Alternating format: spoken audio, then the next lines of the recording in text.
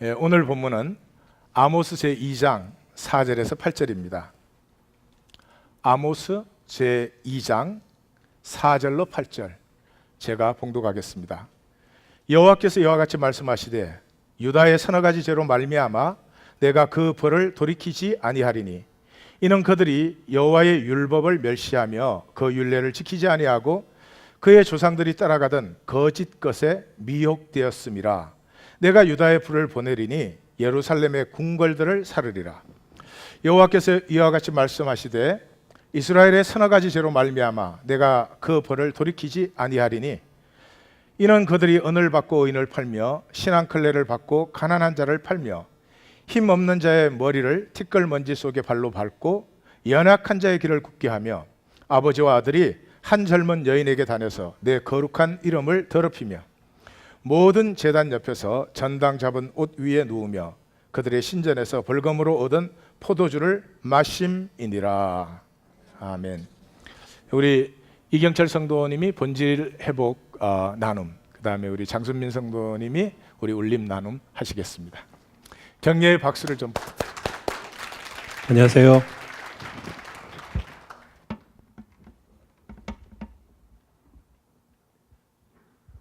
오늘 제가 나눌 내용은 지난 본질 회복 세미나를 통해서 나누었던 교회 교육에 대해서 정리하고 그리고 나눈 내용을 성도님과 함께 나누고자 합니다. 들어가는 질문으로 여러분은 자녀를 왜 학교에 보내십니까? 잠깐 생각하실 시간을 드리는 동안 저의 생각을 솔직하게 말씀을 좀 드리겠습니다. 제 생각은 그랬던 것 같아요. 우리 아이들이 공부를 잘해서 SAT 성적도 잘 받고 그리고 좋은 대학에 가서 남들이 다 말하는 그런 아이비리그 학교에 가서 우수한 성적으로 졸업을 해서 그리고 좋은 직장에 가서 돈도 많이 벌고 좀 저보다 좀 나은 환경과 조건 속에서 삶을 시작했으면 하는 바람이 있었던 것 같습니다. 좀 더 솔직히 말하자면 우리 아이들의 이런 말을 하기 좀 그렇겠지만 가격표가 좀 높게 책정이 되어서 이 세상의 시스템 중에서 좀 더 높은 곳에서 트레이드 되길 원했는지도 모르겠습니다. 좀 생각해 보아야 될 이야기인 것 같습니다. 교육에 대한 나눔을 통해서 저희들이 본 현 세상의 교육은 에듀케이션이라기보단 스쿨링에 가깝다는 의견을 모았습니다. 그 이유로는 현 교육의 목적이 아이들의 삶을 복되게 하고 아름답게 하고 또 자신을 일구어서 함께 사는 삶의 한 사람으로서 인원을 양성하는 것이 아니라 삶을 시작하기 전에 실패자로 만들고 있지는 않나 그런 생각을 했습니다.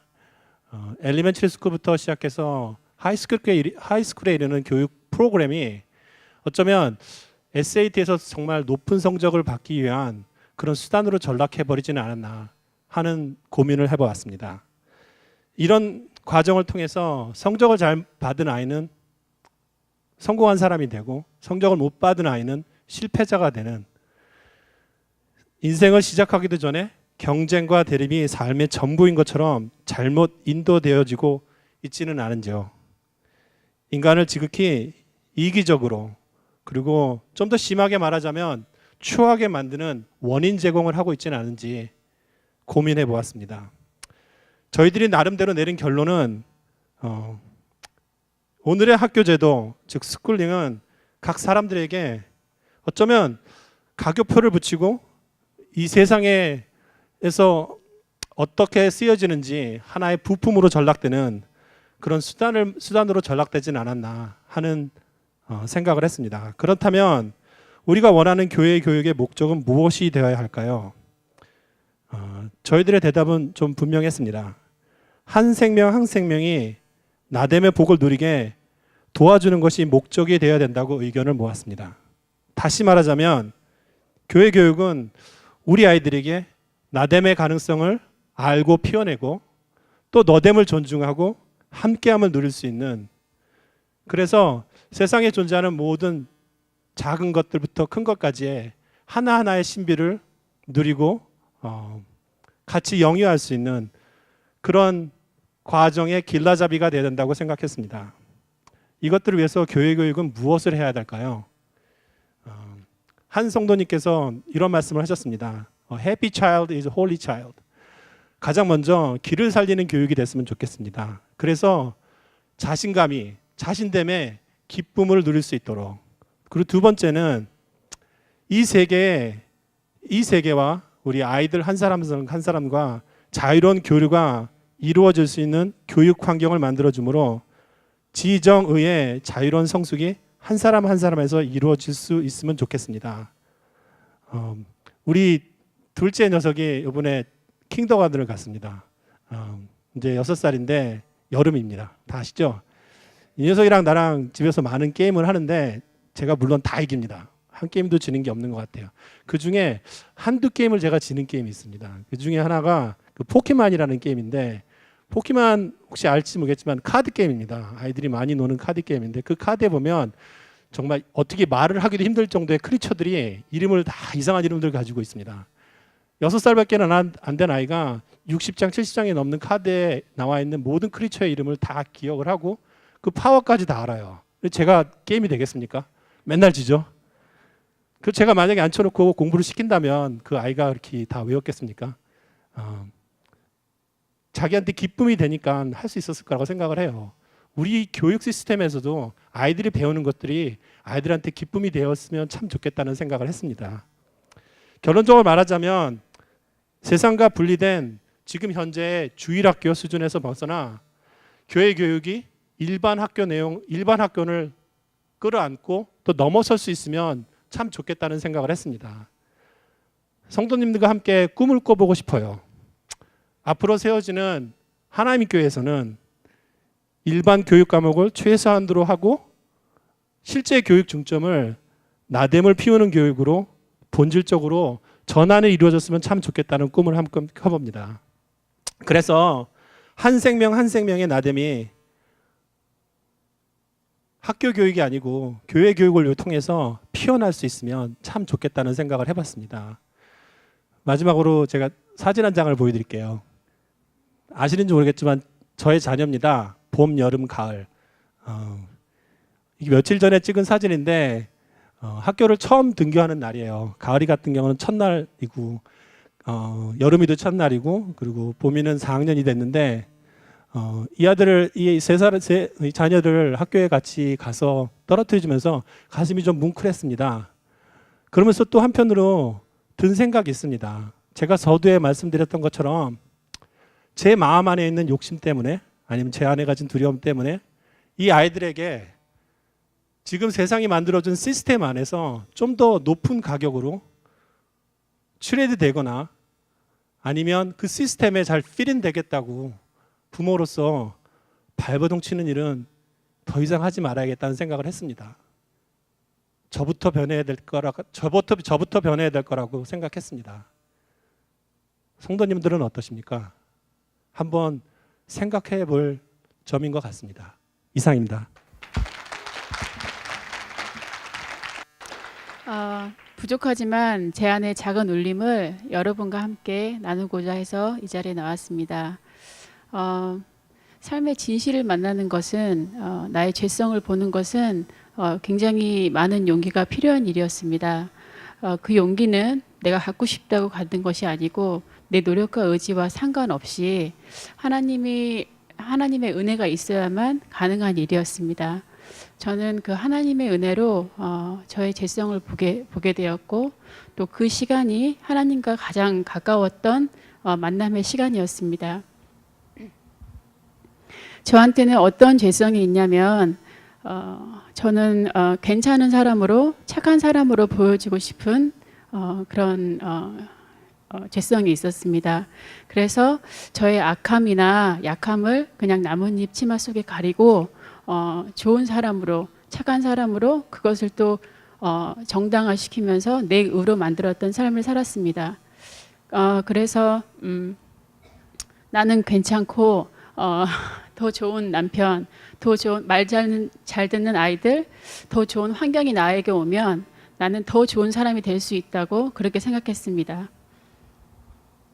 그런데 하나님의 은혜 가운데 그게 틀렸다는, 그게 아니라는, 그게 나의 죄라는 그런 울림이 왔습니다. 그래서 그 울림이 왔을 때 저에게 가슴에 찔림이 있었고, 그 찔림을 통해 내 안에 통곡이 또 있었고, 그 아픔과 눈물의 시간을 통해서 저는 저 자신을 보게 되었습니다. 그래서 이제는 저의 부족함과 악함을 인정할 수 있게 되었고, 또 나의 그런 모습을 온전히 사랑하시는 하나님을 만났기에 저도 이런 나의 모습을 그대로 사랑할 수 있게 되었습니다. 울림이 온 후에 제가 변화된 거는 나의 그 부족함이 있을 때, 나의 악함이 보일 때마다 그것을 하나님 앞에 내어놓고 기도를 할 수 있게 되었고, 또 하나님의 은혜를 구할 수 있게 되었다는 것입니다. 그 전에는 나의 의지로 모든 것을 하려고 했는데 지금은 하나님께 매일의 삶을 울림을 원하는 삶이 되었습니다. 아직도 연약한 부분이 많지만 나의 그 연약함을 솔직하게 가리지 않고 하나님 앞에 나올 수 있는 것이 저의 가장 큰 울림이 되어 돌아왔습니다. 감사합니다. 감사합니다. 시간이 길면은 아마 간증을 같이 했으면 훨씬 더 의미가 구체적일 텐데, 또 개인적으로 나눌 시간이 되면 좋겠네요. 자, 오늘 우리 아모스에 처음으로 들어가는데, 이반 일리치의 죽음이라는 톨스토이의 작품으로 얘기를 열어보십시다. 이 작품 속에는 아주 중심적인 대화들이 나옵니다. 그리고 대화를 중심으로 제가 나누겠습니다. 작품을 열자마자 첫 센텐스가 이반 일리치가 사망했다는군요 하는 얘기입니다. 사망했다는 소리를 듣는 순간 평생 판사를 하신 분이에요. 법관들은 그 공석 자리를 누가 차지할지, 그 자리를 차지하면 나는 어떤 자리를 차지할지, 또 봉급은 어떻게 인상될 수 있는지, 이런 것들을 생각을 합니다. 또 밤에 있는 카드 놀이에 돈을 잃지 않아야 될 텐데 뭐 그런 생각을 합니다. 또 미망인과 어색한 대화를 나누면서 계속 생각하는 건 의자의 스프링 때문에 굉장히 불편하다, 이런 생각을 합니다. 심지어 그 아내까지도 연금을 세세히 계산하기 시작합니다. 그래서 이걸 어떻게 어플라이를 해야지 가장 많은 돈을 정부로부터 받을 수 있는가 하는 걸 생각하는 것입니다. 그 다음 그 대화는요, Ivan Illich's life had been most simple and most ordinary and therefore most terrible. 톨스토이는 평범한 삶을 평가절하하신 분은 절대로 아닙니다. 그러면 무슨 뜻인지 한번 같이 나눠보십시다. 그 죽음이 왔을 때 40대 초반에 이반 일리치가 사고를 당하는데요. 그리고 죽어가기 시작하는데 제일 첫 번째 생각은 억울하다는 것이었습니다. 그때 40대 초반이면 지금 50대 초반 중반 되나요? 억울하다. 성실하게 살았는데, 잘못한 것이 없는데 왜 나는 이런 일을 당해야 되지? 근데 그거보다 더 속상한 것은 그 주변 사람들의 거짓과 기만이 다 보이는 거예요. 그래서 그 사람들에 대한 정오가 막 솟구칩니다. 정오가 솟구치는 만큼 고통이 쥐어짜는 듯한 고통이 오는 거예요. 지금 자기가 가장 화나는 게 뭐냐 그러면, 의사들이 와가지고 자기가 죽어가는 사실, 자기가 얼마나 아픈가에는 관심이 없고 누가 더 정확한 병명을 내릴 수 있느냐, 그거에만 관심이 있는 거예요. 그러니까 이 의사들이 와서 하는 짓이 아주 괘씸해 죽겠는데, 자기가 판사 때 피고를 대한 게 꼭 그렇게 되었어요.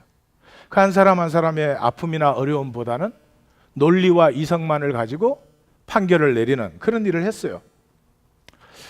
그리고 자신보다 지위나 재산에 있어서 조금만 못하면 관계를 딱딱딱 끊어버렸습니다.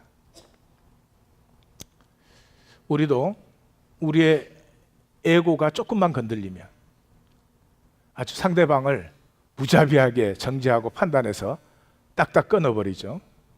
근데 참 슬픈 것은 그것이 가장 심한 것이 교회 안이라는 사실이죠. 예. 그동안에 갖은 방법으로 승진을 했습니다. 자기의 목표는 5천 루블을 받는 그 관직 자리에 나아가는 것인데 드디어 승진을 했어요.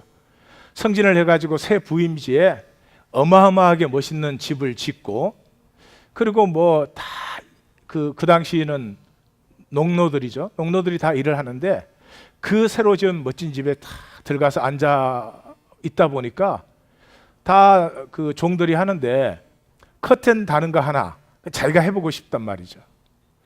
그래서 의자를 쌓고 올라가서 커튼을 달라다가 떨어졌어요. 그게 원인이 되어서 죽어가는데 병명을 알 수가 없어요. 다시 말해서 병 때문에 죽는 것이 아니고 죽음의 과정, 우리는 죽음의 과정에 있는데 그걸 만난 거죠. 성실한 삶을 살았습니다. 또 죄를 지은 것도 아닙니다. 그런데 삶을 소유와 계급으로만 생각하는 그 파라다임으로 살았습니다. 세상이 그냥 쥐어준 대로 이게 진실일까, 정말 이럴까 생각해 보지도 않은 채 그냥 살았습니다. 그러한 이반 일리치 옆에 한 사람이 다릅니다. 그 집의 집사인 게라심이라고 하는 종인데, 그 게라심이 이 이반 일리치의 배설물을 다 치워주면서도 한 번도 불쾌해하지 않고 이 죽어가는 상전에게 그래도 뭔가 조금 그 순간이라도 마음 편하게, 그 순간이라도 좀 한번 웃을 수 있게 그렇게 해주는 거죠. 그러면서 하는 말이, 모두가 언젠가는 죽어요. 내가 나리를 위해서 해드리지 못할 이유가 어디에 있습니까? 우리는 다 죽어가고 있는 존재입니다. 사랑이란 죽어가는 존재에게 서로의 손을 건네는 것입니다. 이 작품 속에서 죽음을 인정하는 유일한 사람이 이 게라심입니다. 다른 사람들은 이렇게 생각해요. 저 이반 일리치가 재수가 없어서 제가 사고를 당해서 죽어가는구나. 나는 절대로 안 죽을 존재인데. 그렇게 아파하는데 이반 일리치의 영혼이 묻습니다. 그대는 무엇을 원하는가? 도대체 뭐를 원하는데 넌 그렇게 불만이 많고 힘들어해? 이반 일리치가 자기도 모르게 이제까지 살아왔던 그 편안하고 즐거운 삶, 판사, 그 많은 재산들, 뭐 부족한 게 없는 이제까지 살아왔던 그 편안하고 즐거운 삶을 다시 살고 싶어. 그랬더니 영혼이 다시 물어요. 편안하고 즐거울 때는 어떻게 살았는데? 그래서 자기의 삶을 다시 돌아봤더니 놀라웠게도 까마득한 옛날 어린 시절에는 행복의 기억이 있어요. 그런데 현재로 가까이 올수록 결코 행복하지 않았어요. 그 많은 재산, 그 많은 높은 지위를 누릴 때 행복하지 않았어요. 아니, 오히려 너무나 역겹고 자기 자신이 혐오스러워지는 거예요. 그래서 이렇게 고백을 합니다. 지금까지 내내 나는 산을 오르고 있다고 생각했지만 사실은 산을 내려가고 있었다. 사람들의 눈에도 내가 산을 오르는 것으로 보였겠지만 그러나 내 삶은 사실은 항상 발 아래로 미끄러져 내려가고 있을 뿐이었다. 그리고 이제 벌써 죽음이야.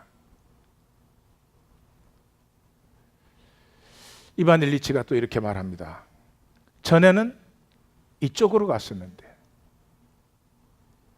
내 마음대로 갈 때 나는 이쪽으로 갔었는데 이제는 저쪽으로 가고 있어. And I can't stop it. 근데 그걸 멈출 수가 없어. 우리 마음대로 살고 생각하는 시간이 있습니다. 그런데 우리 마음대로 못하는 시간도 반드시 온다는 것을 또 기억하셔야 됩니다. 처음으로 이반 일리치가 올바른 일을 하고 싶어졌습니다.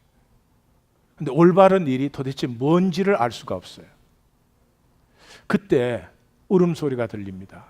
봤더니 침대 곁에서 아들이 울고 있어요.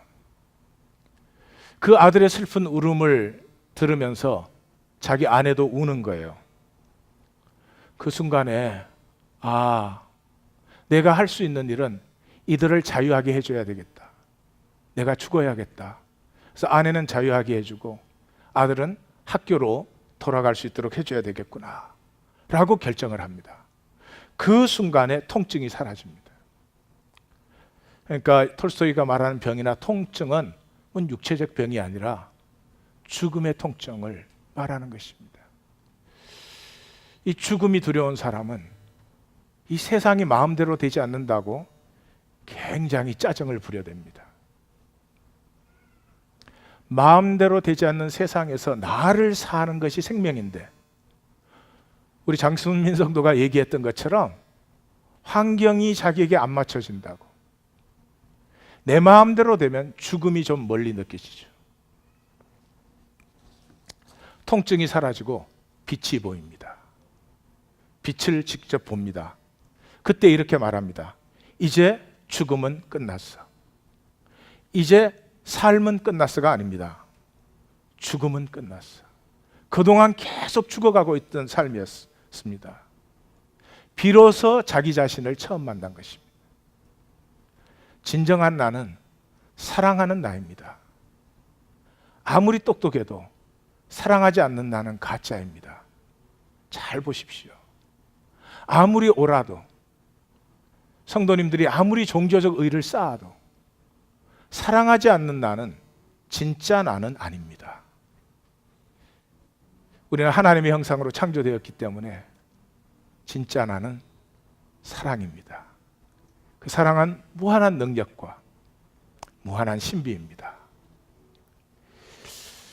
세상에서 오는 자신감이 아닌 그런 자신감과 담대함이 피어나기 시작하죠. 이반 일리치가 죽었습니다. 사람들이 조문을 옵니다. 의례적인 조문을 오죠. 그런데 그 이반 일리치의 얼굴을 보는 순간에 살아있을 때보다 그 얼굴이 더 아름답고 더 위엄이 있는 거예요. 너는 도대체 무엇을 해야 되는지 생각해봐라고 꾸짖는 것 같아요. 그리고 우리의 삶에 대해서 진정으로 도전하는 듯한 위엄이 있어요. 근데 그걸 느끼는 건 잠시 돌아서면서 이렇게 생각합니다. 죽은 사람은 그지, 내가 아니야. 나는 살아있잖아. 그는 재수가 없어서 죽었지. 나는 살아야지. 얼마나 어리석은 모습입니까? 죽음을 피하려고 죽음에 사로잡혀 버린 사람들, 죽음의 기가 억눌려 버린 사람들. 죽음은 절대로 피할 수 없습니다. 죽음은 넘어가는 것입니다. 십자가는 그것을 보여줍니다. 아무리 십자가 하셔도 내 죽음을 내가 직면하지 않고는 생명을 살 수 없습니다. 매 순간순간은 우리의 죽음을 만나는 것입니다. 내 욕망의 죽음을 만나시는 순간 욕망은 죽고 내 자신은 살아나게 되는 것입니다. 이반 일리치의 죽음은 죽음으로도 끝나지 않는, 죽음을 넘어선 생명과 존재와 의미가 있는가 하는 것을 우리 생각해 봐야 돼요 라고 톨스토이가 얘기하는 것 같습니다. 자, 아모스로 들어가 보십시다. 아마 요엘이 제일 첫 번째 선지자였던 것 같고요. 그 다음에 이제 아모스, 호세아, 그 다음에 나움, 미가 이렇게 나오면서 북왕국은 멸망을 하게 됩니다. 여로보암 2세라고 하는 북왕국의 전성기에 사역을 했고, 아모스라는 이름은 짐을 진 자, 참 무거운 짐을 진 사람이에요. 하나님의 진리를 전하는 것은 굉장히 무거운 짐입니다. 왜냐 그러면 아무도 듣고 싶어 하지 않으니까요. 부부 사이에도 진실은 듣고 싶어 하지 않습니다. 사실은 남한국 사람이에요. 베들레헴에서 한 10마일 떨어진 남쪽으로 드고아라는 마을에서 양도 치고 뽕나무도 가꾸던 그런 목자였습니다. 근데 하나님이 부르셔서 북왕국 이스라엘에 가서 외치라는 거죠. 그래서 아모스 전체 구조를 보면 4단락으로 되어 있는데 제일 마지막 끝나는 짧은 단락은 메시아에 대한 예언입니다. 그래서 실제로는 세 단락이에요.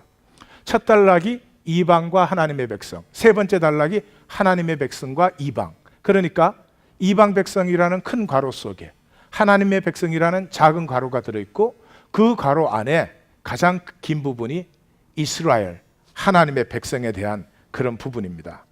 자, 오늘 우리가 1장과 2장 이방과 하나님의 백성 부분을 보게 되거든요. 그래서 이방과 유다를 들어가서 보시겠습니다. 제일 처음에 시리아를 책망합니다. 그들이 철타작기로 타작하듯 길르앗을 압박하였다. 이 시리아, 지금 시리아가 문제죠. 다메섹, 아람이라도 부르는 그런 지역입니다. 이 사람들은 전쟁에 이겨서 포로를 잡으면 포로를 깔아놓고 철병교로 그 위를 달렸어요. 그렇게 해서 자기들에게 다시는 대항하지 못하도록. 그 잔인함. 블레셋과 드론은 전부 상업이 발달된 민족들입니다. 그래가지고 전쟁에서 잡은 노예를 전부 매매했어요. 노예를 팔았습니다. 어디로 팔았느냐? 에돔으로 팔았어요. 왜 에돔으로 팔았어요? 에돔이 항구를 가지고 있으니까. 그러니까 인도, 스페인 이쪽에 상인들이 이 노예를 사가는 거죠. 그래서 블레셋과 드로에 대해서는 그들이 모든 사로잡은 자를 끌어 에돔에 넘겼다. 에돔은 그 이상하죠. 제 그 중학교 때 친한 친구가 있었는데 그 친구 집이 술집을 했어요. 그 가난한 마을에 술집을 했어요. 그래서 뭐 작부도 쓰고 그러는데요. 그 이렇게 항상 바가지 씌워야 되고 그러잖아요. 그래서 그런지 그 가정은 하루도 편한 날이 없어요. 맨날 소리 지르고 박이 터지고, 얘는 제일 막내인데 맨날 도망 와가지고 나하고 공포에 떨면서, 나는 그 가족들이 왜 그렇게 거친지. 제 친구에게 말을 해도 그 형이 그냥 말을 안 해요. 여기 접두사, 접요사, 접미사로 들어가요. 한 센텐스를 말하는데 여기 앞뒤 중간에 안 들어가면 말이 안 돼요. 아마 사람의 마음이 그렇게 돼 있나 봐요. 떳떳하지 못한 일을 하면 성격이 뭔가가 거칠어지나 봐요. 그래서 제가 여러분들에게 앞으로 정중하게 대하기로 했습니다. 암몬 족속은 이 국경을 넓히려고 길르앗을 쳐들어가서 임신한 여자의 배를 갈았어요. 인류 역사에 계속되는 일이에요. 난 이해가 가지 않습니다. 그러나 그런 일을 했어요. 모압의 죄는 잘 이해가 안 가는데 뼈를 불살라 죄를 만들었다. 그 당시 사람들은 영혼이 존재하기 위해서는 뼈가 남아 있어야 된다고 생각을 했어요. 그래서 영혼조차도 우리나라의 위협이 안 되게 하려고 뼈를 그냥은 못 가니까 불에 태워서 가루로 만들어서 없애버렸습니다. 다시 말하면 이방의 이 모든 이 역사는 지금 고조선 때 얘기를 하고 있는 것입니다. 우리나라로는 고조선 시대죠. 사람의 모습이 아니다. 사람이 사는데 사람의 모습이 나타나야 되잖아요. 사람은 정감이 있고 서로 도와주고 격려하고 서로 끌어안아주고, 그럴 때 사람은 자기가 사람됨을 느끼거든요. 예? 남한테 신경질 내고 나서 나 너무 인간답구나 이런 사람 있어요? 근데 왜 다 나를 쳐다보세요? 사람은 절대로 그렇지 않습니다. 고조선 때 얘기지만 오늘 우리말로 하면 사람 사는 나라에 사람의 모습이 보이지 않는다는 거죠. 그러면 하나님의 백성은 다른가? 유다로 가보십시다. 유다는 율법을 멸시하고 율례를 지키지 않고 거짓에 미혹되어서 거짓을 따라다닌다. 그 다음에 이스라엘은 은을 받고 의인을 팔며 신앙클레를 받고 가난한 자를 팔며 아버지와 아들이 한 젊은 여인에게 다니고 전당 잡은 옷 위에 누우며, 그 당시에는 옷이 한두 벌밖에 없었습니다. 겉옷은 대개 한 벌이었습니다. 그래서 전당을 잡았어도 저녁에는 돌려줘야 됩니다. 아침에 다시 갖고 오도록. 왜냐하면 밤에 춥거든요, 팔레스타인은. 그런데 그 옷을 돌려주지 않고 그 전당받은 옷 위에 누워서 사는 것입니다. 애굽 땅에서 내가 너희를 이끌어내어서 광야에서 나하고 같이 경험하지 않았니? 삶을 어떻게 살아야 되는지.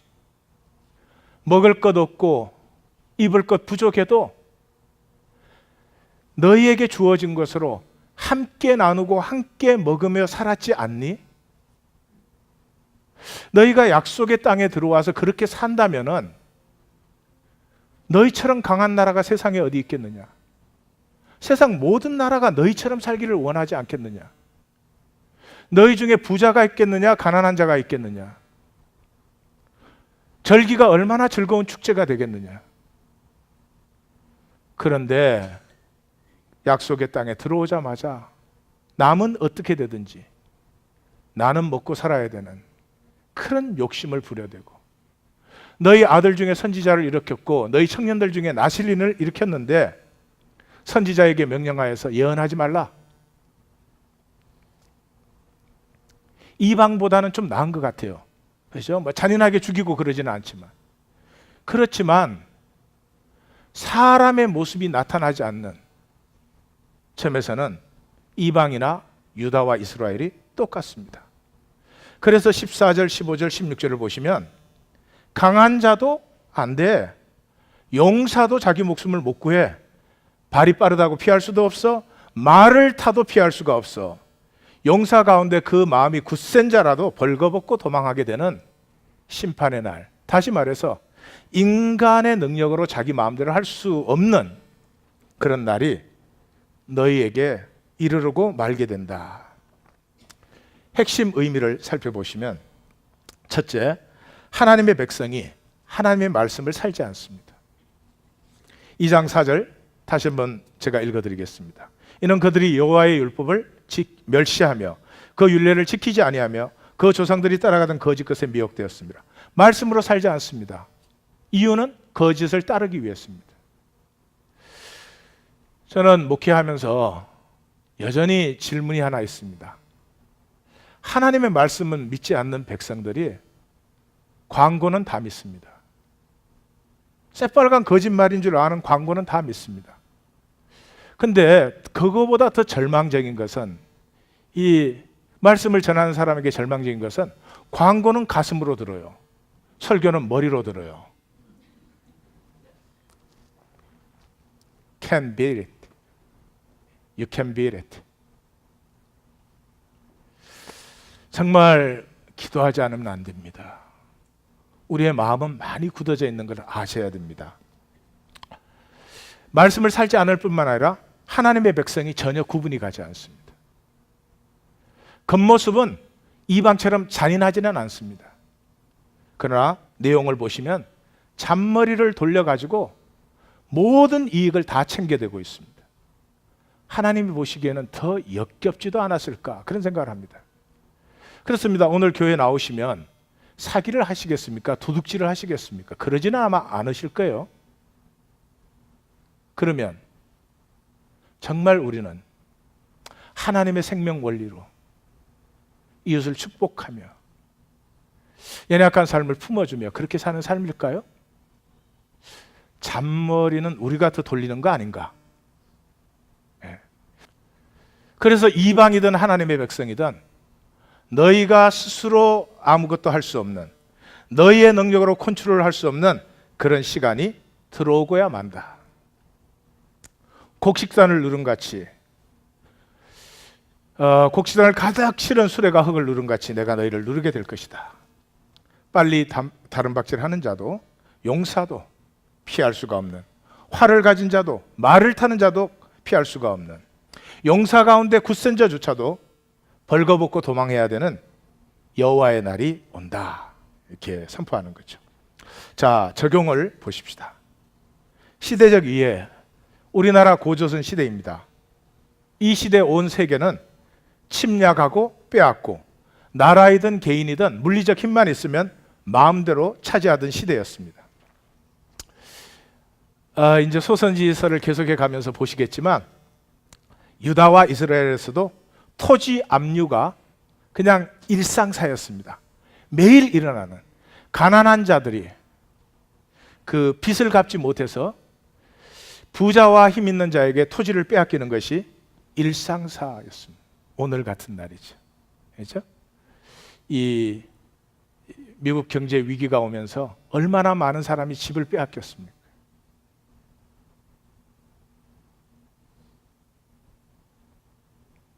어떻게 집을 빼앗아요?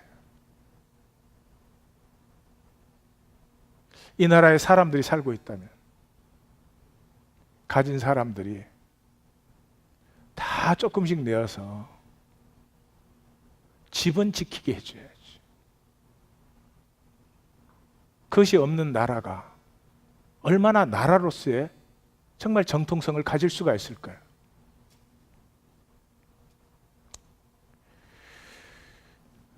이 나라의 교회가 얼마나 많습니까? 지금 우리는 그런 시대는 아니죠. 21세기에 살고 있습니다. 시장 자본주의, 마켓 캐피탈리즘의 시대에 살고 있습니다. 달라진 게 있습니까? 아무것도 달라지지 않았습니다. 잔머리를 잘 돌려가지고 힘을 제도화시키고 논리화시켰을 뿐이지, 여전히 돈 없는 사람은 돈 가지기가 힘듭니다. 자본주의는 자본이 돈을 버는 구조를 자본주의라고 하는 것입니다. 오늘 우리가 사는 시대에 구체적으로 몇 가지만 찝어 보십시다. 첫째, 교육입니다. 자발적인 배움을 상실했어요. 아까 우리 이경철 성도도 얘기를 했지만, 우리 벤자민이 중학교 졸업하고 고등학교 들어갈 그때쯤에는요, 지금 이 시점쯤 되면 2014년 모든 자동차 모델에 대해서 다 깨우고 있어요. 다 그냥 빠삭합니다. 뭐 어느 차는 마력을 얼마 높였는데 그것 때문에 가격이 얼마 올라갈 텐데 그거는 소용이 없는 일이다. 어느 차는 뭐 겉에 모습만 바꿨지 진짜로 리모델링이 된 건 아니다. 아니, 세계 자동차를 다 꿰뚫어요.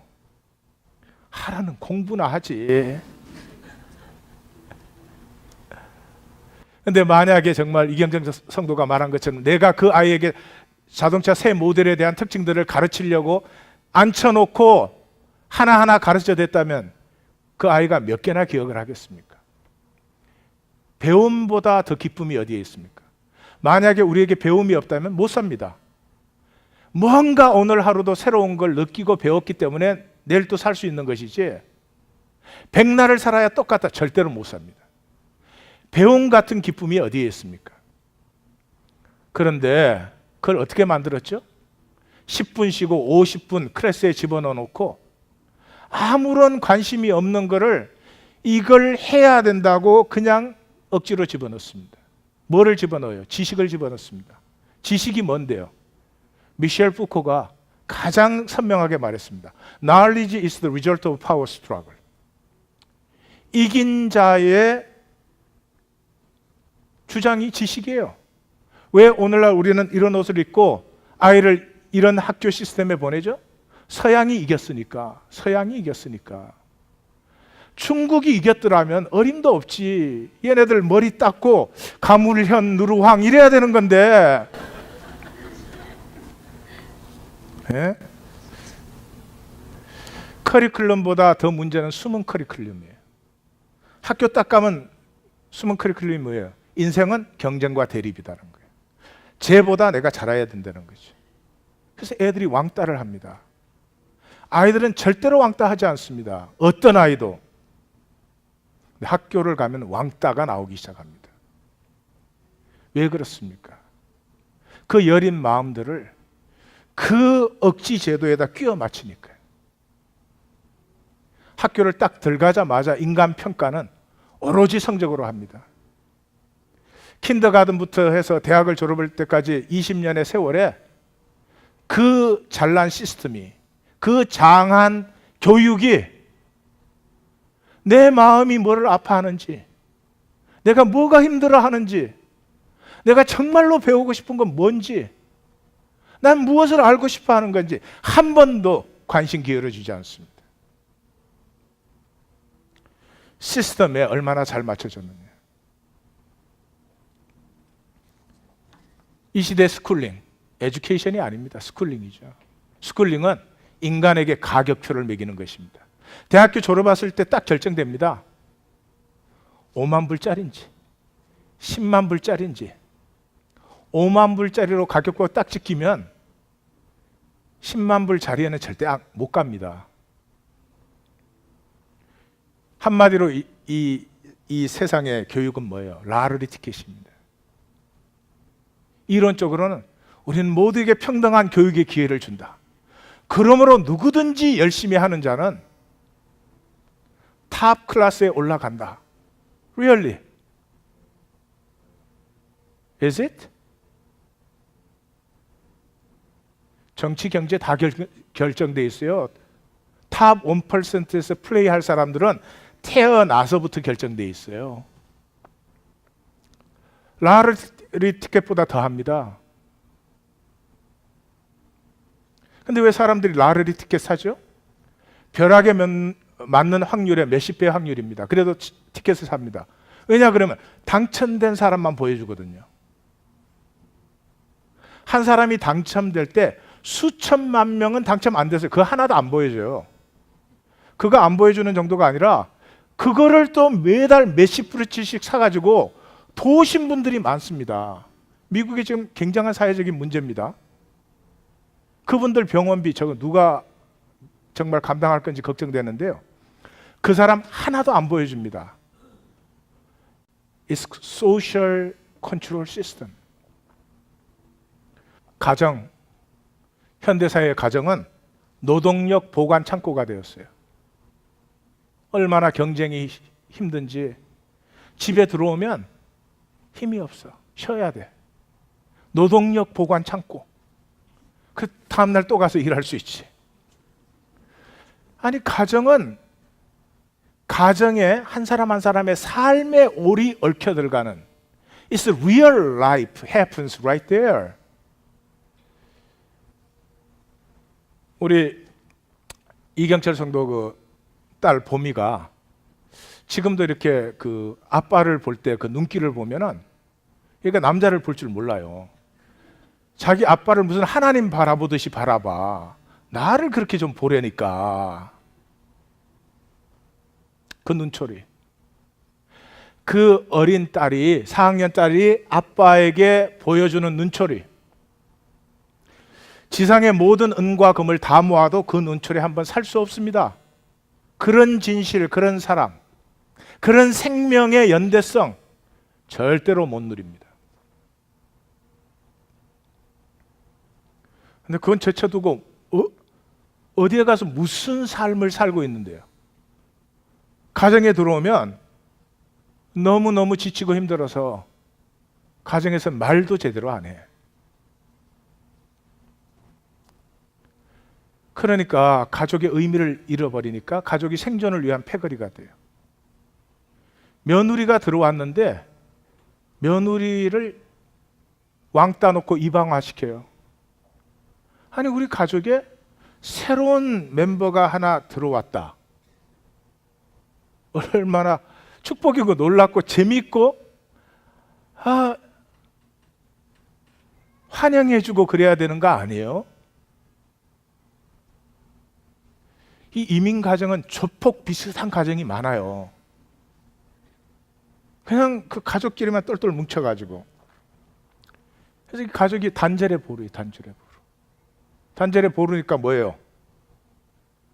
파워를 과시하는 것, 자리밖에 안 돼요. 그래서 이 가정에 얼마나 편리한 이 컴퓨터 기기들이 많이 들어와 있느냐, 비싼 것들이 많이 들어와 있느냐. 자식까지도 과구화 시켜가지고 어느 자식은 하버드 레벨을 붙였냐 프린스턴 레벨을 붙였냐 그런 게 중요해요. 우리 함께 살아가는 삶이 엮이는 우린 정말 함께 삶을 만들어가고 있는 사람인지 건강 한번 보십시다. CNN에서 특집을 했어요. 뭐냐 그러면 소 기르는 거. 사람들이 점점 이제 건강에 관심이 있고 그러니까 막 이 항생제 주고 그런 소 안 먹어요. 그래서 이 소를 이제 깨끗하게 기르는데 그 소가 먹는 음식 영양분을 전부 계산해 가지고 얼마나 그 영양이 골고루 공급되도록 그렇게 먹여요. 그게 뭐 비타민 이런 거. 그걸 제가 보면서 What about us? 아니 건강에 신경 쓰셔야 되고 식품도 주의하셔야 되고 다 그래요? 그 하지 말라는 얘기 아니에요? 학교 공부 못해도 된다 그런 얘기 아니에요? 생명이 피어나면 인간 제도가 만든 거는 게임이 안 되는 거죠. 그 위에서 날개를 펴고 나는 거지. 그런 얘기입니다. 또 속으로 그래서 내가 공부를 못했지 스쿨링이 아니야 막 이러면 진짜 오해하는 거예요. 영양소 골고루 잘 먹는 거 중요하죠. 그러나 don't forget the other side. The other side는 뭐예요? 내 몸의 초월성이에요. 내 몸의 초월성. 내 몸은 병과 싸울 수 있습니다. 내 몸은 영양소가 밸런스 되지 않아도 스스로 건강을 유지할 수 있습니다. 제가 몽고에 가서 깜짝 놀란 게요. 몽고의 사람들은 여름에 한두 달을 빼고 나면은 1년 내내 먹는 게 양고기 푹 구워서 그거밖에 안 먹어요. 야채 구경도 못 합니다. 우리 그렇게 먹으면 죽습니다. 근데 몽고 사람들은 한 10개월을 양고기 삶은 것만 먹는데 그 뼈를 하얗게 발간해 가지고요. 그 텐트 안에 뼈가 이렇게 쌓여 있어요. 그런데 비타민 갖고 다니면서 먹는 나보다 그분들이 훨씬 더 건강해요. 우리의 웰빙 테크놀로지는 좋은 면도 있지만 굉장히 우리의 생명 기력을 약하게 만들어가고 있습니다. 자세히 살펴보면 우리는 점점 세상에 의해서 사육되고 있습니다.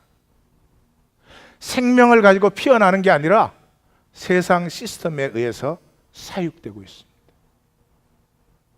이 몸의 초월성을 만나면 말기 그 암이나 이런 병에 말기를 앓던 사람이 몸 안에 가지고 있던 능력으로 그 병이 치료가 되기도 합니다. 고통을 컨트롤하고 죽음을 연기시켜서 인간이 가진 그 능력 중에 가장 아름다운 능력이 고통을 견디는 능력입니다. 고통을 견디는 능력에서 생명이 피어나고요. 고통을 견디는 능력에서 사랑이 피어나는 것입니다. 근데 고통을 느끼는 능력을 점점 마비시켜 가지고요. 아무것도 아닌 일에 우울증, 분열증, 노이로제 이런 게 얼마나 많아지는지 몰라요. 시스템은 훌륭해졌는데 사람 자체는 너무나 약해져 있어요. 신앙도 마찬가지입니다. 정신적, 정서적 마취와 현실 도피가 되어버렸어요. 신앙이. 저희 교회는 나눔 질문이라는 게 있어요. 이 나눔 질문을 하는 사랑방이 몇 개 안 됩니다. 왜 그런 줄 아세요? 나눔 질문은 아주 간단한 것입니다. 뭐죠? 현실을 직면하게 만드는 거예요. 지금 믿는다고 다니시는데 정말 믿으십니까? 안 믿는 겁니까? 그렇게 물어요. 그 직면하면 아프거든요. 왜냐 그러면 뭐 잘 믿는 것 같지는 않지만 그래도 나름대로 믿고 삽니다. 뭐 이렇게 돼야 되는데, 그래서 나눔 질문이 나름대로 믿고 계십니까? 이렇게 오면 참 좋겠는데, 예, 그러니까 어떤 사람과가 나눔 질문을 바꾸더라고요. 자기네들이 바꿔. 이해가 갑니다. 이해가 가죠. 우리가 그렇게 약해져 있어요. We are afraid of truth. 남편과 아내 사이조차도 진실이 나누어질 수 없는 삶을 사는데,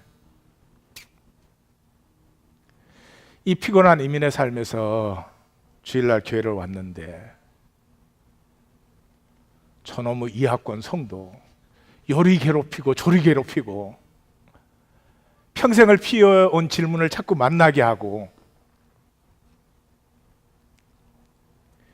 남 질문을 앞으로 바꾸겠어요. 이렇게 당신이 생각하실 때는 자신이 현실을 직면하면서 사신다고 생각이 되신다고 마음의 느낌이 오시려고 노력이 되시는지요? 이렇게. 그러면 자신 있게 예스 그럴 텐데, 그죠? 거짓 예언들이 난무하고 TV와 인터넷은 끝없이 욕망이 권리라고 우리에게 가르칩니다. 지금 바로 무언가를 더 가져야 된다고. 지금 바로 무언가가 너는 더 필요하다고. 근데 그 광고는 가슴으로 오는데 말씀은 머리로 오고. 다 저를 향해서 한번 이렇게 말하시면 좀 잘해보세요. 정민 씨가 제일 용감하게 하시는구만. 다 같이 잘해보세요. 잘하려고 무척 애씁니다. 문제는 이게 힘으로나 능으로나 되는 일이 아니어서 그런 것 같아요. 결과는 역사상 가장 부유한 인류, 이렇게 부유했던 적이 없습니다. 인류 역사에 가장 무기력합니다. 여러분, 이 말은 제가 설명드리면 설교 길어지니까 드릴 테니까 한번 묵상해 보세요. 쓸모 있는 물건을 많이 만들수록 쓸모 없는 인간이 많이 만들어집니다. 다시 말씀드려요. 쓸모 있는 물건을 많이 만들어내면 많이 만들어낼수록 쓸모 없는 인간이 많이 생깁니다. 쓸모 없는 인간이 세상에 어디 있습니까? 역사상 가장 부유한 인류가 가장 무기력해져 있어 생명 능력은 저하되고 생존의 능력은 극대화되고 있습니다. 그래서 내가 가장 싫어하는 삶을 스스로 살아요. 여러분, 이완용 씨 좋아하시는 분, 내 자녀가 이완용이처럼 살아줬으면 없으시죠? 이완용이 왜 싫어해요? 생존의 사람이니까. 서바이브 하기 위해서 그랬어요. 톨스토이의 그 전쟁과 평화를 읽어보신 분은 그 긴 책에 끝날 때까지 끝까지 싫어하는 사람 있죠. 바실레아 그라켄. 그 딸과 아들을 이용해가지고 어떻게 하든지 이익을 챙기려고. 나중에 미치죠. 그 미쳤을 때 사람들이 다 좋아합니다.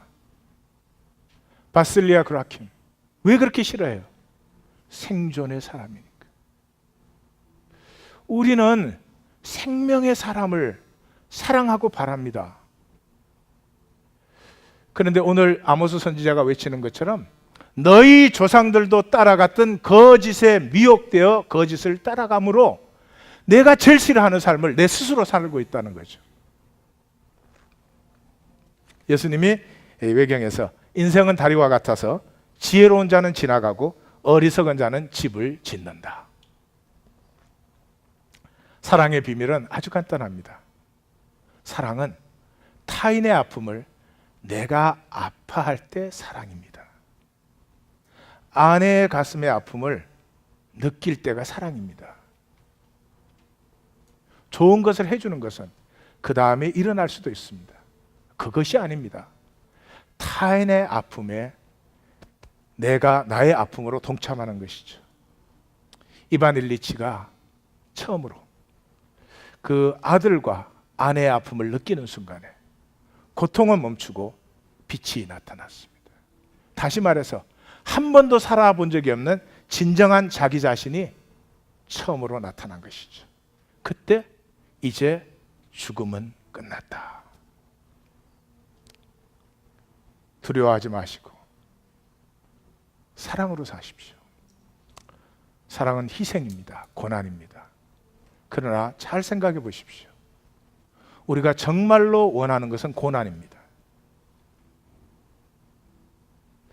여기 스키를 타보신 분은 스키 딱 신고 평평한데 하루 종일 서 있으면 굉장히 재밌죠. 절대로 안 넘어지니까.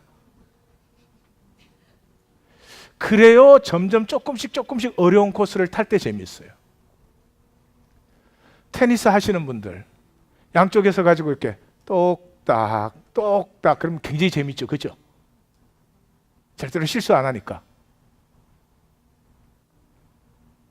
더 강한 스매싱을 매기고 그 더 강한 스매싱을 받아 넘길 수 있을 때 기쁜 것이죠.